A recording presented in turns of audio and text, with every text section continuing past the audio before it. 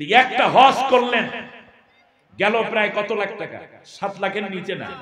একটা উমরা করতে গেলে কমপক্ষে 2 লাখ, তাহলে 7 আর 2 কত? তাই 9 লাখ টাকা শুধু জাগতিক জীবন। ওই হজ ওই উমরা কবুল হইতেও পারে, পুরা হইতে পারে, নাও হইতে পারে, ঠিক কিনা বলে? কিন্তু আল্লাহর নবী বলেছেন পূর্ণ হজ পূর্ণ উমরার সওয়াব তার আমলনামায় দান করতে হবে। এর মানে এর মধ্যে কোনো ভেজাল নাই। পূর্ণ হজ এবং উমরার সওয়াব পাবেন কিয়ামতের ময়দানে। আল্লাহ তাআলা এটা কোথায়?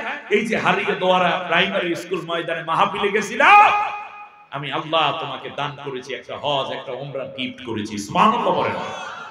আমার ভাইয়েরা, যদি আপনাদেরকে বলা হয় যদি সকাল থেকে মানে সন্ধ্যা থেকে মাগরিবের পর থেকে রাত 12টা 1টা পর্যন্ত থাকবা, কেউ কোনো কথা বলবে না, মোবাইলে কথা বলতে পারবে না, মন দিয়া অমুক ব্যক্তির কথা শুনবা, অথবা কোনো শুনবাও না, বসে থাকবা শুধু মাঠের মধ্যে।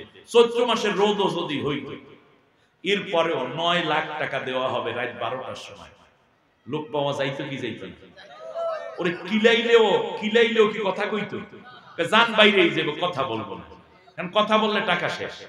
তাহলে আপনারা কি করতেন বলেন দেখি?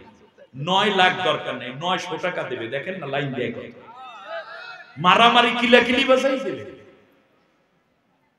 তা আল্লাহ তাআলার নবীর কথা আপনার বিশ্বাস হয় না?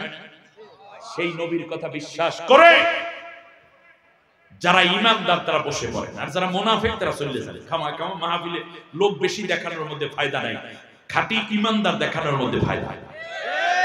ঠিক না? আমরা খাঁটি ঈমানদার হব না মুনাফিক হব? আমরা শয়তানের বন্ধু হব না আল্লাহর বন্ধু হব? আল্লাহর বন্ধু যারা তারা বসে পড়ে।